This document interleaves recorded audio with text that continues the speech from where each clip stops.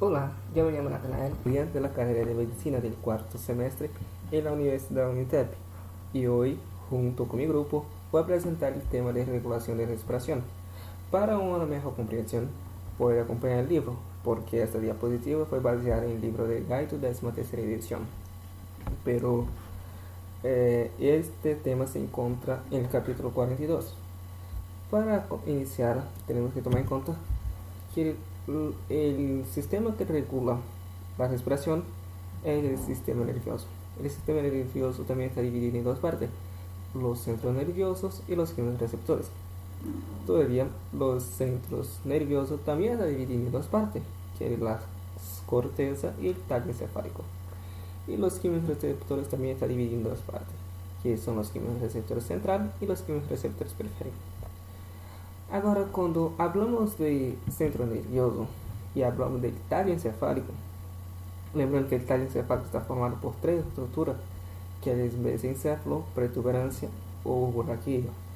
Pero para la regulación de la respiración utilizamos solo dos estructuras, que la protuberancia pues tiene un grupo denominado neumotóxico y el burraquillo, que tiene dos grupos, un grupo denominado ventral y un grupo denominado dorsal.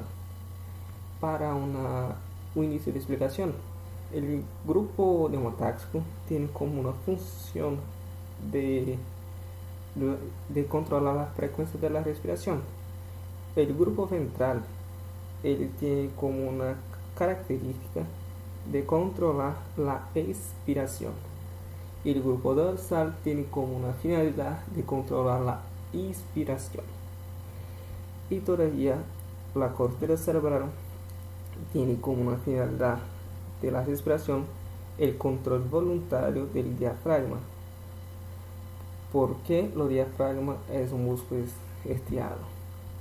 Cuando hablamos de quimioreceptores, estamos hablando de terminaciones nerviosas que tienen como una finalidad de percibir cambios químicos en la sangre. Y los quimioreceptores tienen dos divisiones, los quimioreceptores central y los quimioreceptores periféricos. Los quimioreceptores central están localizados en el bulbo raquídeo y tienen como una finalidad de controlar los cambios de dióxido de carbono y de hidrógeno en la sangre. Y ya los periféricos están localizados en la carótida o bifurcación de la carótida y también está localizado en el arco aórtico. Y estos dos tienen como finalidad de controlar los cambios de oxígeno en la sangre, pero también controla la cantidad de dióxido de carbono y de hidrógeno. Más adelante vamos a ver cómo se transmiten los señales para el diferente grupo. Aquí veremos un centro respiratorio. Está formado por el mesencéfalo, la protuberancia o puente de Barollo y bulbo raquídeo. Pero esta diapositiva es más para señalar que los grupos neuronales que controlan la respiración están localizados a ambos lados de la estructura. O sea, los grupos neuronales son bilateralmente. ¿De cuál estructura? De la estructura de la protuberancia y del bulbo raquídeo. Hablando del bulbo raquídeo, tenemos dos grupos, el ventral y el dorsal. La explicación del dorsal es que el grupo dorsal tiene como una finalidad de activar la respiración. Todavía también tiene como finalidad de control de ritmo. Y la mayoría de las neuronas del grupo dorsal está localizado en el núcleo del tracto solitario. Y el núcleo del tracto solitario es una terminación sensitiva de dos nervios, el noveno palco craneal y el décimo casco craneal. ¿Cuáles son los nombres de este nervio? Son el nombre del glosofaringe y el neumogástrico. El neumogástrico tiene otro nombre, que se llama el vago. Todavía, estos dos nervios reciben información de cierto sitio o de cierta localidad del cuerpo, que vamos a ver en la próxima diapositiva. Acá. Los sitios que llevan información pelo glosofaringe y pelo neumogástrico son los quimioreceptores periféricos, que está en la carótida y en el arco aórtico, los baroreceptores que están en la carótida y los receptores pulmonares que están localizados en los músculos de los bronquios. Para una finalidad, o sea, la función de cada uno es que los quimioreceptores detectan cambio químico. Los baroreceptores tienen como finalidad de controlar la presión de la sangre, y los receptores de los pulmones tienen como una finalidad de, es como si fuese un mecanismo de seguridad que no deja que los pulmones se inflen exageradamente. Esto vamos a ver más adelante. Pero los dos grupos sensitivos es el glosofaringe y el nemográfico. O sea, estos dos nervios son nervios aferentes que llevan la información para el núcleo del tracto solitario. Y el núcleo del tracto solitario envía su señal nerviosa por otro nervio, el nervio frénico, que inerva el diafragma, haciendo con que él se contraiga o se relaje. Una explicación para esto es que cuando está contraído, él se encuentra bajo. Esto hace que los pulmones se distendan, haciendo con que entre el aire para adentro. El grupo dorsal también tiene como el señal de rampa. El señal de rampa nada más es que es un señal eléctrico que comienza de forma débil y va aumentando progresivamente. Esto en estado de reposo.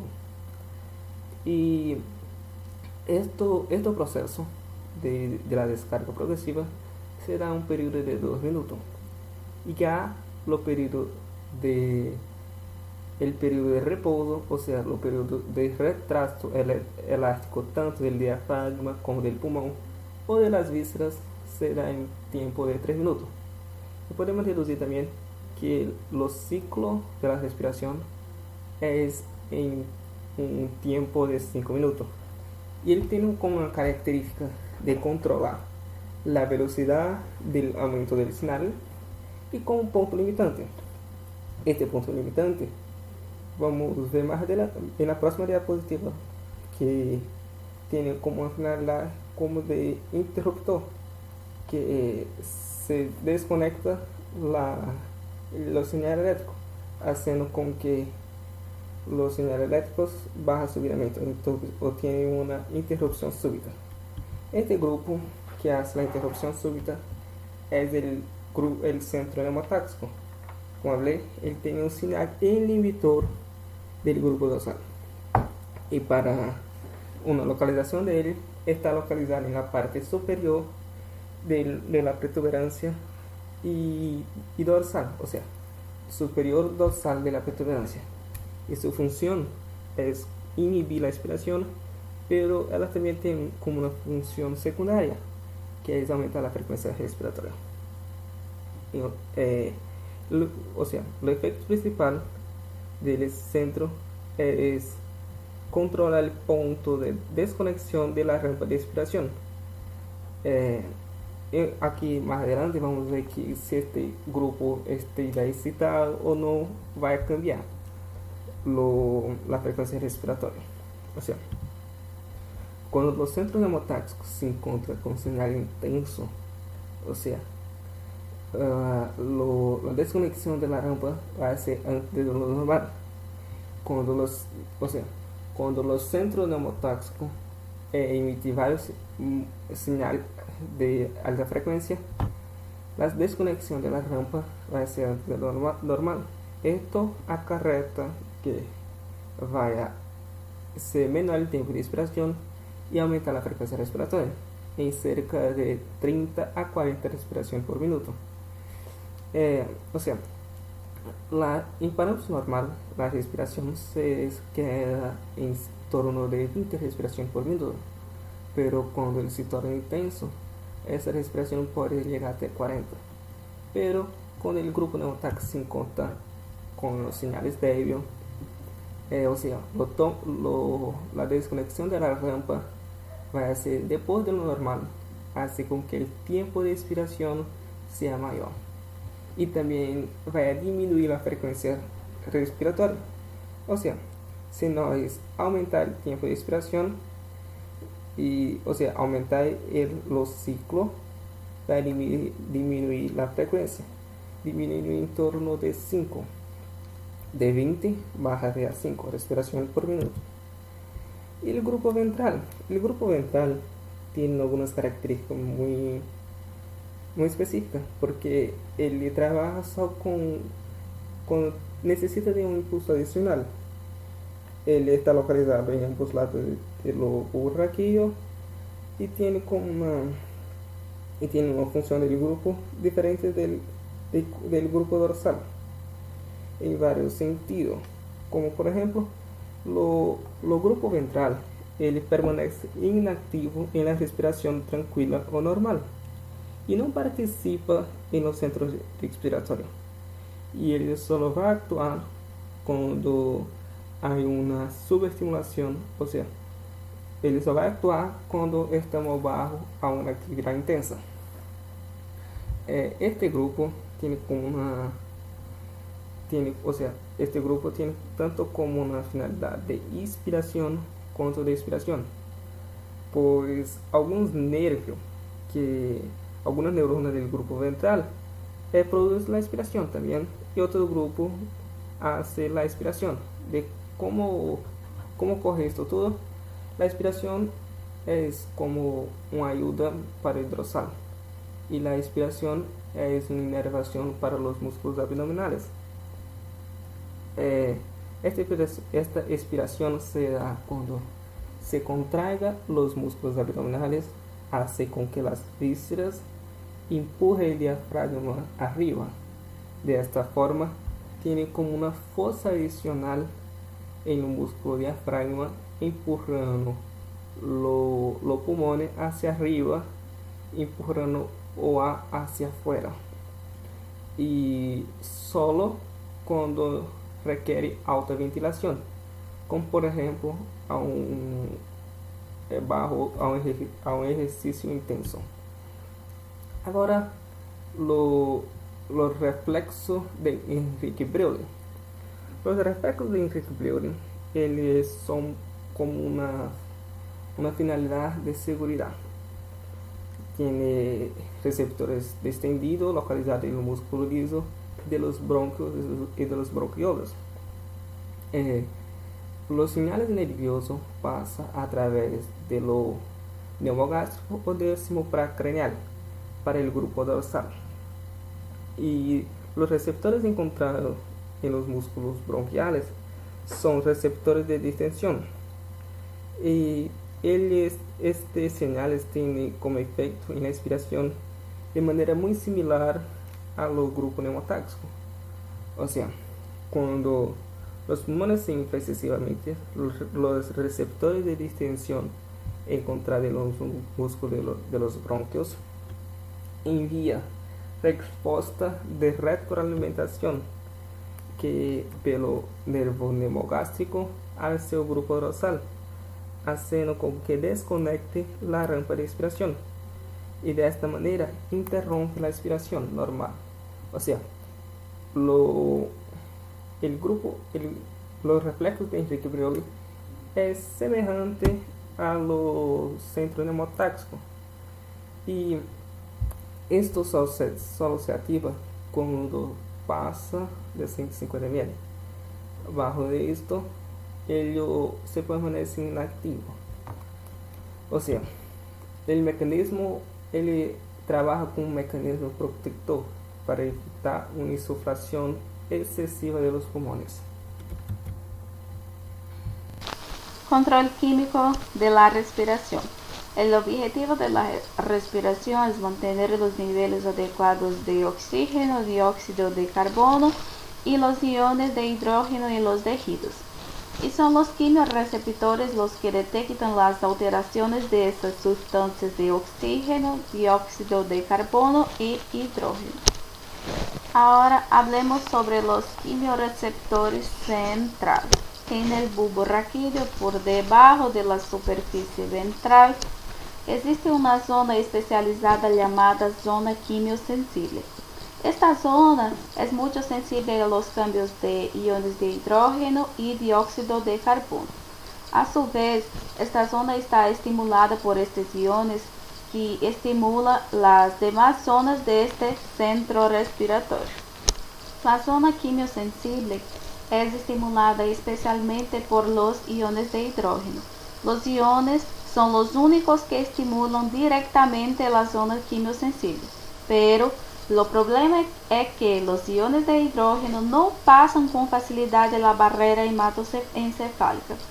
Y es por eso que los iones de hidrógeno tienen un efecto considerablemente menor que los dióxidos de carbono, ya que el dióxido de carbono tiene un efecto indirecto muy potente.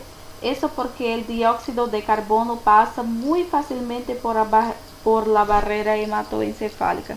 De hecho, pasa como si no existiera, porque el dióxido de carbono es una sustancia muy liposoluble. Y vemos cómo actúa de manera indirecta. ¿Cuál es el efecto indirecto de la potencia del dióxido de carbono? Como el dióxido de carbono pasa muy fácilmente en la barrera hematoencefálica, siempre que el dióxido de carbono en la sangre aumente, también aumentará el dióxido de carbono en el líquido intersticial del bulbo raquídeo y en el líquido cefalorraquídeo. Entonces, en estos dos líquidos, cuando aumenta el dióxido de carbono, reacciona con el agua formando así ácido carbónico. Y este ácido carbónico se desasocia en iones de hidrógeno y bicarbonato. Entonces, aumenta más los iones de hidrógeno en la zona quimiosensible por el aumento del dióxido de carbono que por las propias concentraciones de iones de hidrógeno en la sangre, estimulando así la zona quimiosensible. Entonces, tomemos en cuenta que este efecto del aumento del dióxido de carbono será mucho más potente que el aumento de los propios iones de hidrógeno en la sangre. Fíjense a esta imagen. Veamos cómo los cambios en la presión de dióxido de carbono aumentan mucho la ventilación, pero en los cambios en el pH o en la sangre es mucho menor. Entonces, podemos ver que el dióxido de carbono es la principal manera de regulación del centro respiratorio, es el principal regulador. Algo que debemos tomar muy en cuenta es cómo el centro respiratorio se adapta al estímulo continuo de dióxido de carbono. Y la excitación del centro respiratorio por el dióxido de carbono es intensa en las primeras horas, pero vaya disminuyendo gradualmente a lo largo de 1 o 2 días seguidos, disminuyendo hasta 5 veces de su efecto inicial. El efecto de aumento del dióxido de carbono crónico es muy débil, ya que al comienzo aumenta y esta concentración del centro es potente, pero conforme va pasando el tiempo va disminuyendo este efecto inicial. Y veamos cómo es el mecanismo de acción. Entonces, la adaptación del centro respiratorio va a se dar gracias a dos efectos. El primero es que en el transcurso de 2 horas aproximadamente, el bicarbonato que estaba en la sangre comienza a difundir lentamente por la barrera hematoencefálica, o sea, hay una mayor permeabilidad a la zona quimiosensible. El segundo efecto es que a lo largo de días los riñones comienzan a absorber bicarbonato, aumentando así las concentraciones de bicarbonato en la sangre. Estos iones de bicarbonato se unen a los iones de hidrógeno en la sangre y del líquido cefalorraquídeo, disminuyendo así su concentración y dejando los niveles casi normales hidrogeniones en la sangre, reduciendo también así los iones de hidrógeno de la sangre y del líquido cefalorraquídeo, y a expensas de una mayor reabsorción de bicarbonato. Agora nós iremos falar sobre os quimioreceptores periféricos. E os quimioreceptores periféricos, eles estão o quê? No corpo carotídeo e no corpo aórtico. E eles estão localizados onde? Na carótida comum e no arco aórtico.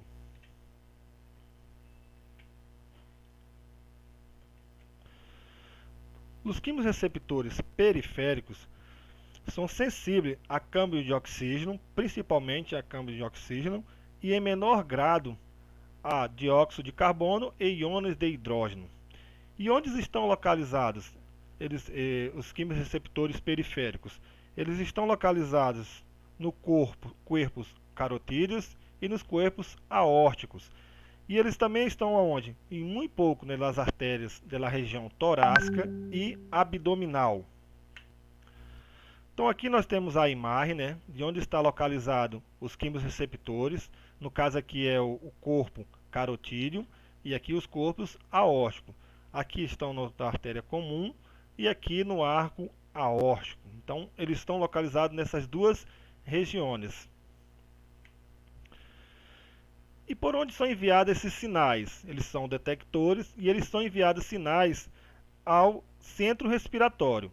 Veja bem, o corpo aórtico, os sinais são enviados através do quê? Do nervo pneumogástrico.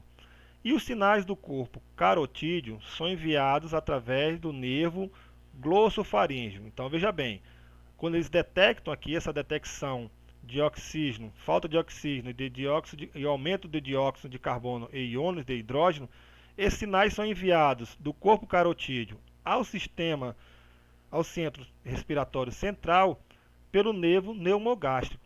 E do corpo carotídeo, e os sinais detectados pelo corpo carotídeo são enviados através do quê? Do nervo glossofaríngeo. E o que faz esses sinais? O que eles detectam? Eles vão detectar o quê?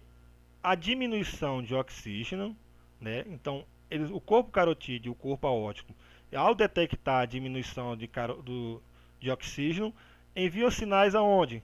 Ao centro respiratório.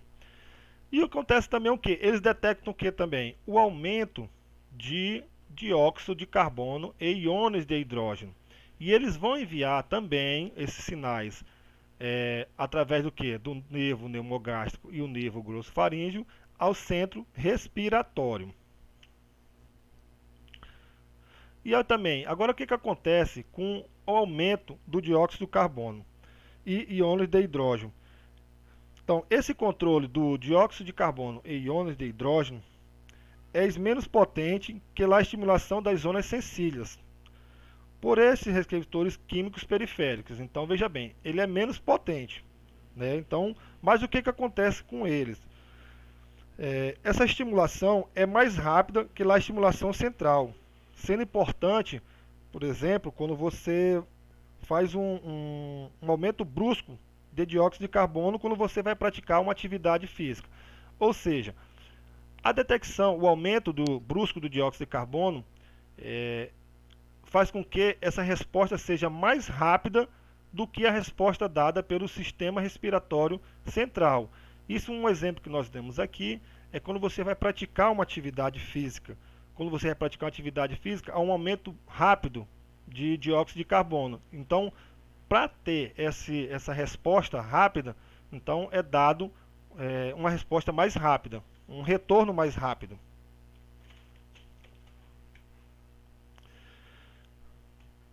Então veja bem, aqui nós damos um gráfico, uma imagem, que vai nos mostrar de como atua, como é que vai ser essa detecção da diminuição do dióxido de oxígeno.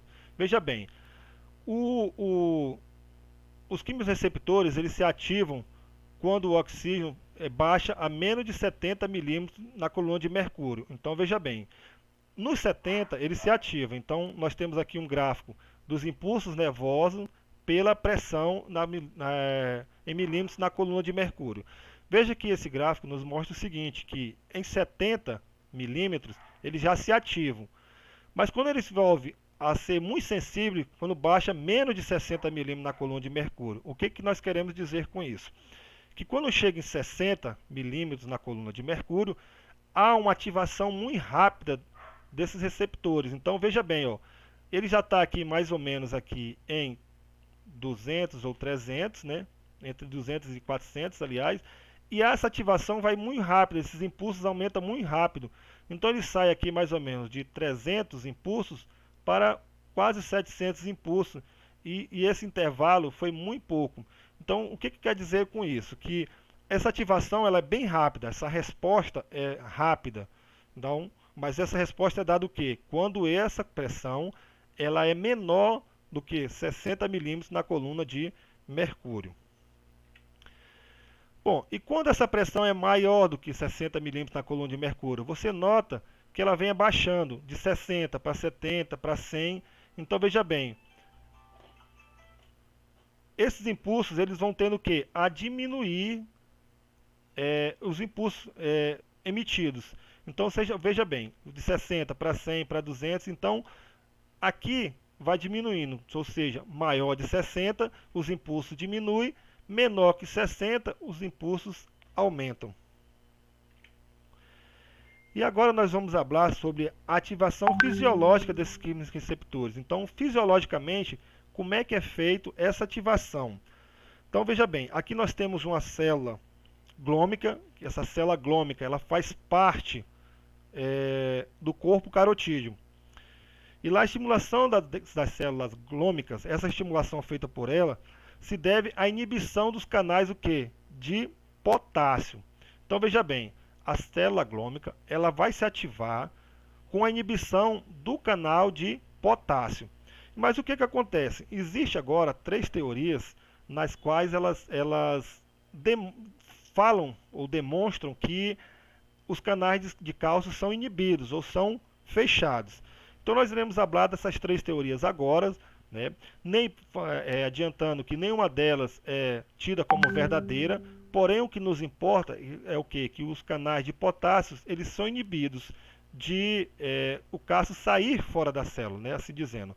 Então a primeira teoria que nós temos é o aumento da AMPC cíclica. E o que acontece com o aumento dessa AMPC cíclica? Então, veja bem, a diminuição de oxígeno ao redor da célula, né, ocasiona o quê? Esse aumento dessa AMP cíclica.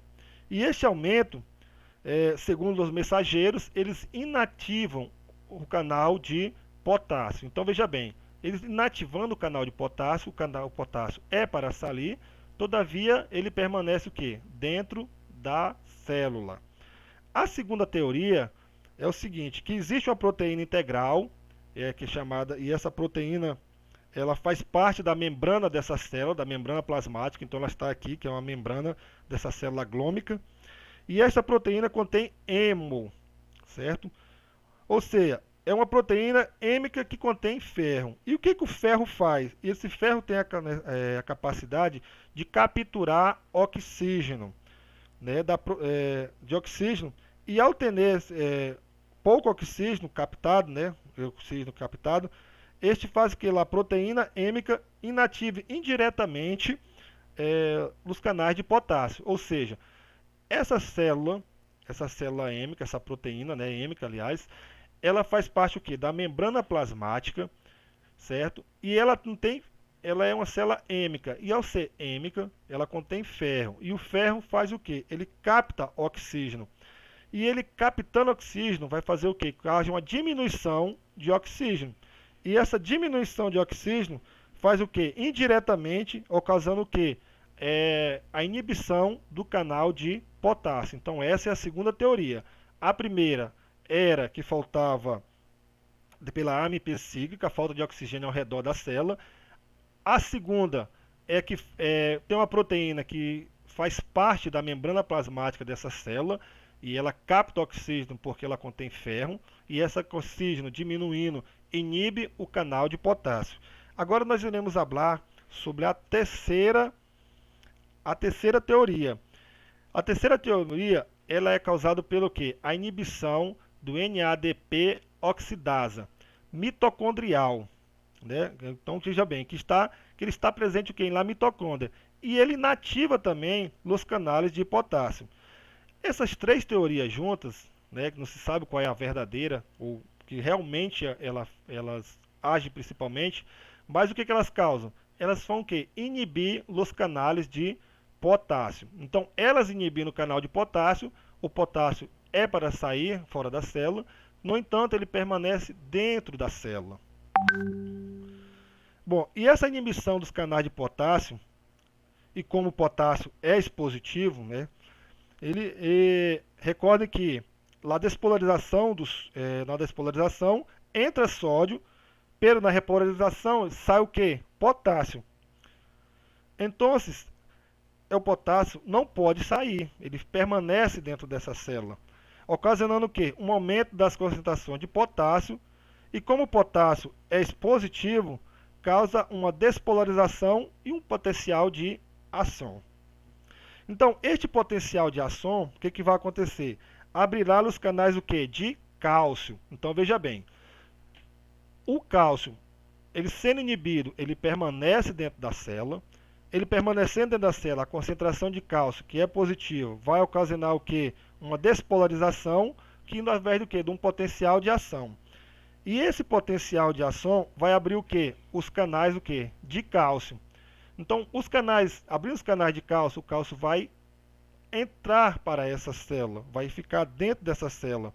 Então, e o aumento de cálcio dentro dessa célula, através dos canais abertos, causando o quê? A liberação dos neurotransmissores que estão dentro das vesículas. Então, veja bem, os canais de cálcio que são abertos, entra cálcio, e esses cálcios vão fazer o quê? Esse cálcio vai fazer o quê? Vai abrir o quê? Vai ocasionar a liberação desses neurotransmissores que estão aqui dentro dessas vesículas. Então, eles vão degradar, assim dizendo, essas vesículas, e essas vesículas elas vão ser o quê? Liberadas para fora da célula, certo?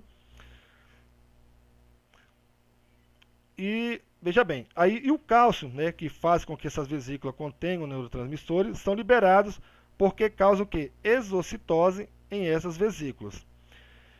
E nos neurotransmissores do tipo excitadores são a acetilcolina. Então veja bem, esses neurotransmissores são a acetilcolina e a dopamina. Mas também o que a gente pode aqui? Se descobriu também que a ATP poderia ser o quê? Um neurotransmissor clave. Então veja bem, com a liberação da acetilcolina, que é um neurotransmissor, e da dopamina e também da ATP, elas vão se unir aqui aos receptores. Então veja bem, esses neurotransmissores que são liberados pelas vesículas, eles vão o quê? Se unir, se ativar o quê? Aos receptores. Então eles vão se ligar aos receptores. Né? Então eles se ligando a esses receptores, então os neurotransmissores são ligados aos receptores, causando a abertura o quê? Dos canais de sódio. Dos canais de sódio. E uma despolarização, mandando assim um estímulo ao grupo dorsal do centro respiratório. Então veja bem, ocorrendo essa despolarização, esse sinal irá o quê? Para o sistema central respiratório. Através de quem? Se for pelo corpo carotídeo, do glossofaríngeo, e do corpo aórtico pelo nervo neumogástrico. Então, resumindo o que nós tínhamos para falar. Com o efeito de la hipófise em la ventilação moderada, quando os valores de oxígeno são superiores a quem? A menos 60. Ou seja, essa exigência de oxígeno, quando é menor do que 60, ela é o quê? Pouco, né? Ela é moderada. E já o que? Com o dióxido de carbono e íons de sódio são responsáveis o quê? Pela ventilação das pessoas sanas. Meu nome é Natália Oliveira de Medeiros, vou falar um pouco sobre a regulação da respiração durante o exercício. Durante o exercício intenso, o que vai ocasionar? Vai haver um consumo maior de oxigênio e vai haver uma formação maior de dióxido de carbono. Isso acontece principalmente em atletas ou desportistas sanos. Esse aumento pode chegar hasta 20 vezes. Pero é questionável, porque as medições de lá PCO2, del pH e de la e dele PCO arteriais mostra que nenhum destes valores se modifica significativamente durante o exercício, de modo que nenhum deles se altera o suficiente para estimular a respiração intensa durante o exercício.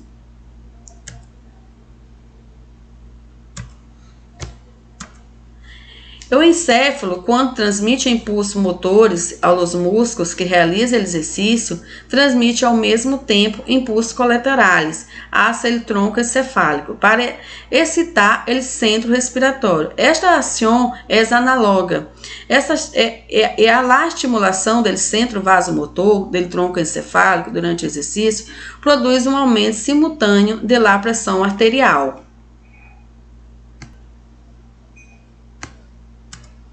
Em realidade, quando uma pessoa começa a ser um exercício, uma grande parte do aumento total da ventilação começa a ser imediatamente, quando se inicia o exercício, antes de que haja havido tempo para que ele se modifique a substância química da sangue.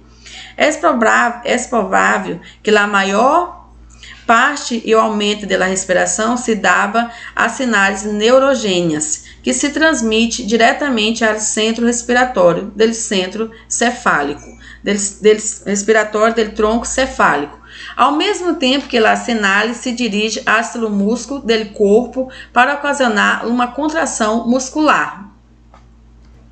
Interações entre fatores químicos e nervosos, fatores do controle da respiração durante o exercício.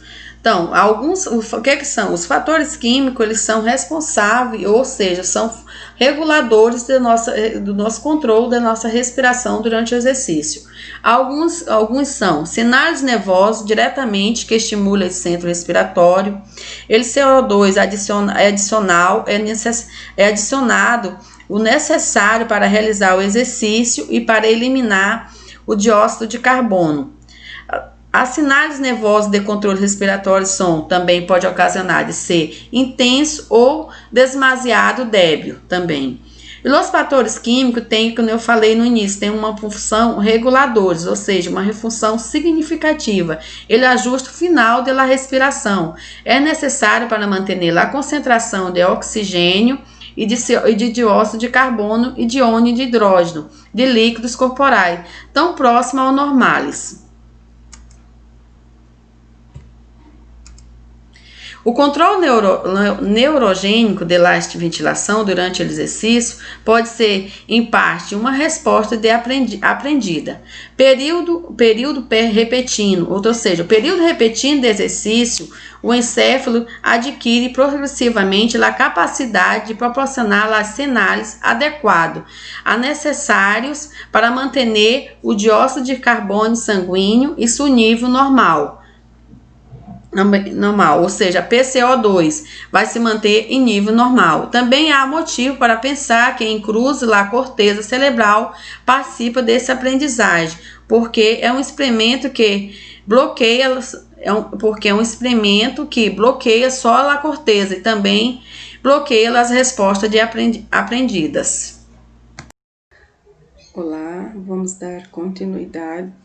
Hasta ahora se habló del control de la respiración de manera involuntaria. Sin embargo, sabemos que se puede hacer un control voluntario de la respiración, mesmo que sea por breves períodos, y la hiperventilación o hipoventilación acaban provocando alteraciones en las presiones de CO2, IO2 y el pH. Entonces, hay otros fatores que pueden estar influyendo en la respiración. Ellos son receptores de irritación de las vías aéreas, receptores rotapulmonares y depresión del centro respiratorio. En la secuencia vamos a hablar de cada uno de ellos. Los receptores de irritación de las vías aéreas son receptores pulmonares de irritação que o epitélio pulmonar apresenta, o epitélio respiratório, que é o epitélio cilíndrico ciliado pseudoestratificado com células caliciformes. É um epitélio muito sensível a estímulos ou agentes que causam irritações, como gases, pólenes de aire, humo, polvo. Então, esses tipos de agentes, eles podem causar irritações em las vias aéreas, como a tráquea, los brônquios, los bronquíolos, e produzindo estímulos de reflexos constrictores, iniciando reações locais no nerviosas, liberando substâncias que podem causar constrição bronquial, como a histamina, por exemplo. Esse tipo de reação ela é mais exacerbada em pessoas com asma ou efizema, por exemplo, provocando reflexos como o tossígeno e o estornudo, que são reflexos que podem alterar o padrão respiratório por alguns momentos em pessoas, como eu falei, pessoas com asma ou efizema. Esse período pode ser prolongado dependendo da gravidade, dependendo da constricção que pueda causar. Então, pode estar alterando aí as pressões, os padrões de hidrogeniones e pode estar causando alguns problemas graves para a persona. Se ha descrito que em el pulmão também há terminações nervosas sensitivas em las paredes alveolares justapuestas a los capilares pulmonares, chamados receptores rota pulmonares. El rota vem dessa posição, justaposição a los capilares pulmonares, que quando estimulados por los capilares estarem engurgitados com sangue ou por um edema pulmonar, eles podem provocar uma sensação de disneia. Um exemplo é em la insuficiência cardíaca congestiva, por exemplo, como pode causar um edema pulmonar, por essa incapacidade de la bomba cardíaca estar ejetando essa quantidade de sangue que llena por el átrio. Então, sangue vai quedar-se estocada, vai aumentar sua quantidade em los capilares pulmonares, provocando um edema pulmonar, e também engurgitando esses capilares com sangue, como eu falei, vai llenar de sangue ali as pressões colodosmóticas del plasma e hidrostática vão cambiar, haciendo com que se filtre muito mais líquido do que lo normal, produzindo edema pulmonar, como se falou. Então, isso também irá produzir uma alteração do padrão normal da respiração.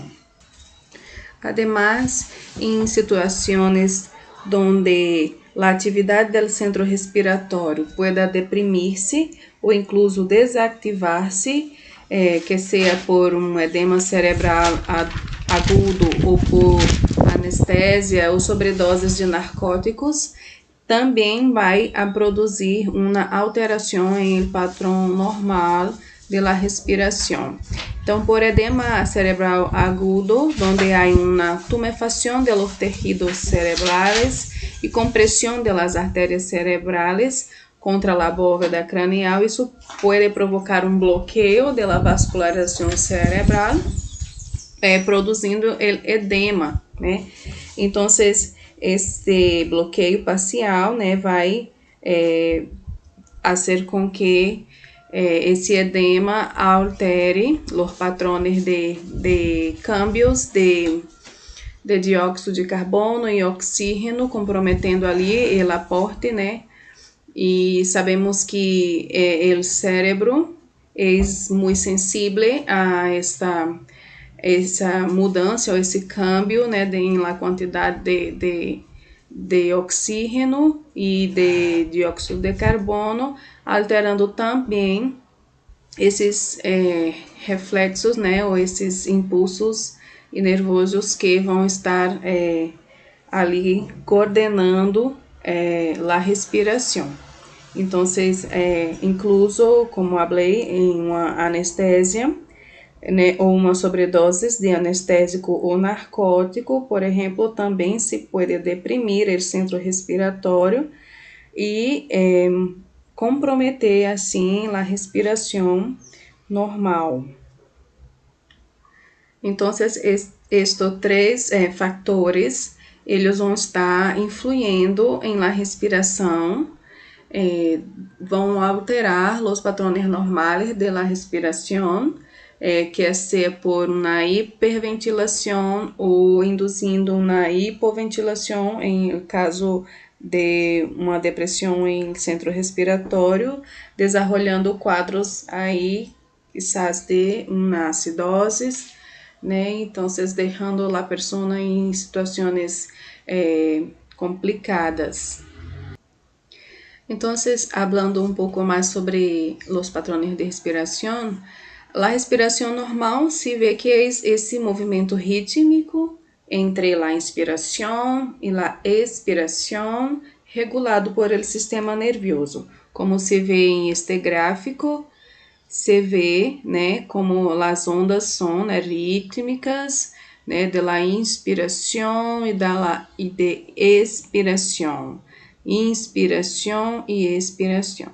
Pero, em alguns casos, há um câmbio em esse patrão, né? Como a respiração periódica, onde a respiração ela é mais profunda em breves períodos de tempo e depois lo hace superficialmente e não respira durante outro intervalo, como se vê em esta gráfica, onde se empieza, né, a inspirar cada vez mais profundo e se expira, e esse patrão, né, vai sendo cada vez mais profundo hasta um outro período onde não se respira. E isso, esse tipo de respiração chamada periódica, pode também chamar-se de respiração periódica de Cheyne-Stokes.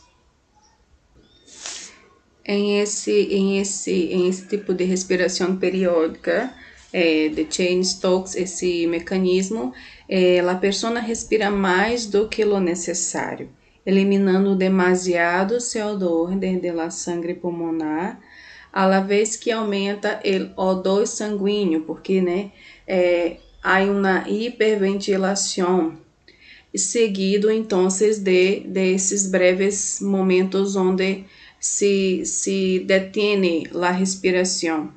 Então, aumenta o O2 sanguíneo e que tarda a sangre essa sangre modificada a chegar ao encéfalo, podendo inibir a ventilação excessiva. Então, que se vê em este gráfico, por exemplo, né, quando a pessoa está com esse padrão de respiração com a sua frequência aumentada e em maior profundidade, né, se vê então o padrão de la PCO2 em la sangre alterada. Então, como ela tem este cambio, então o que se vê que em este momento, né, onde se detém a respiração, a PCO2 em la sangre pulmonar vai aumentar, se vê alterada, e quando se vuelve a respirar em maior frequência, né, esses patrões, essa pressão de CO2 vai a cair, pero vai a tardar a chegar esta sangre modificada ao encéfalo, portanto, vai a demorar, né, vai demorar alguns segundos para que o encéfalo perceba este câmbio e venha inibir esta ventilación excesiva. Entonces, cuando se detiene la respiración, la presión de CO2 aumenta en la sangre, leva un tiempo hasta llegar al encéfalo, hasta que esto pueda inibir la ventilación excesiva y assim eliminar esse CO2 de la sangre. E como há esse retraso, né, esse retraso também, ó, para ligar oxigênio em las neuronas respiratórias e perceber que novamente se normalizou, então a persona vuelve a expirar, a inspirar com uma maior frequência, hasta que se perciba por el encéfalo novamente as modificações em la sangre de los patrones de las presiones de CO2 e O2 para que se iniba novamente esta ventilação excessiva e pueda se eliminar este CO2 que está demasiado em la sangre.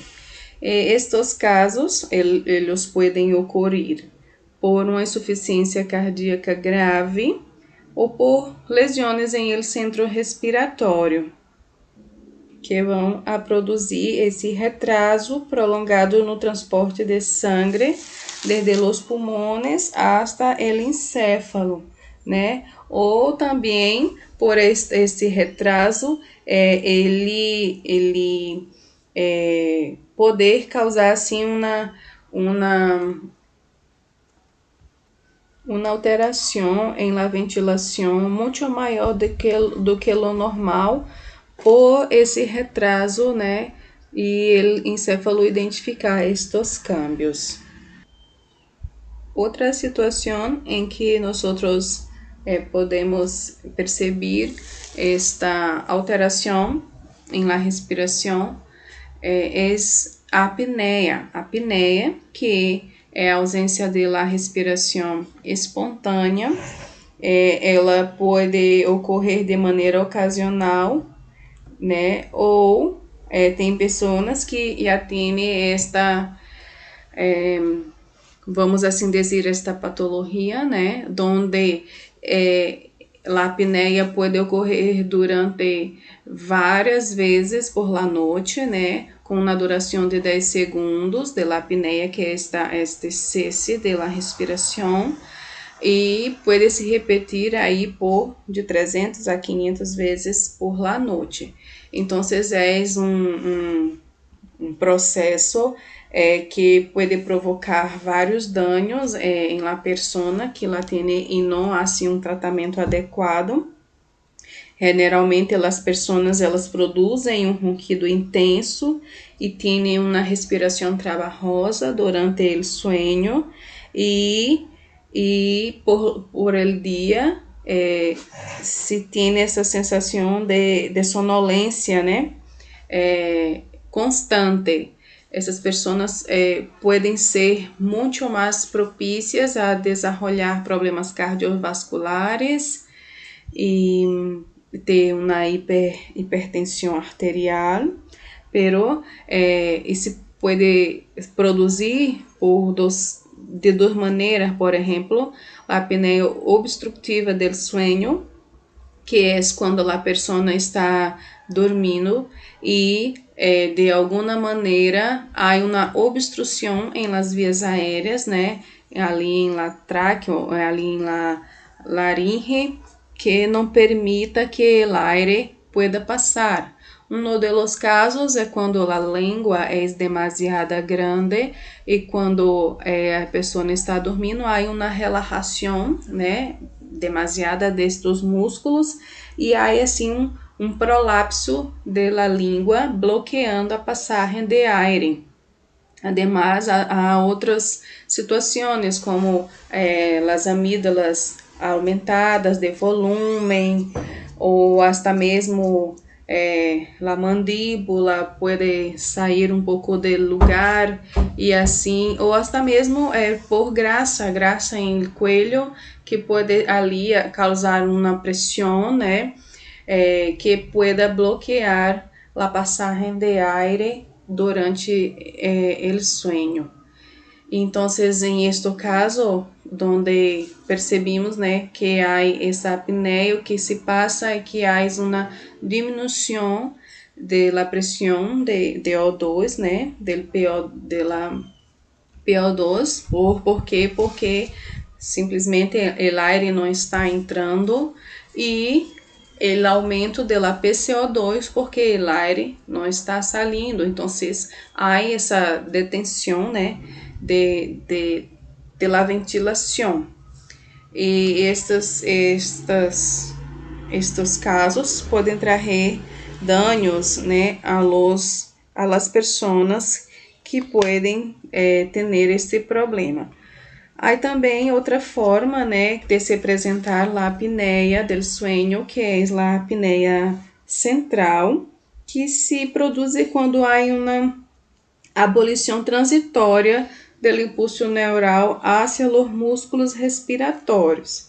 Então, o que há é uma interrupção da passagem do impulso do sistema nervoso central hacia os músculos ventilatórios e então este vai ser ineficiente, ou seja, não vai ocorrer, os músculos não vão estar trabalhando adequadamente para que pueda ocorrer esta ventilação adequada durante o sueño, Então, podem ser lesões de los centros respiratórios centrais ou hasta mesmo alterações do aparato neuromuscular respiratório.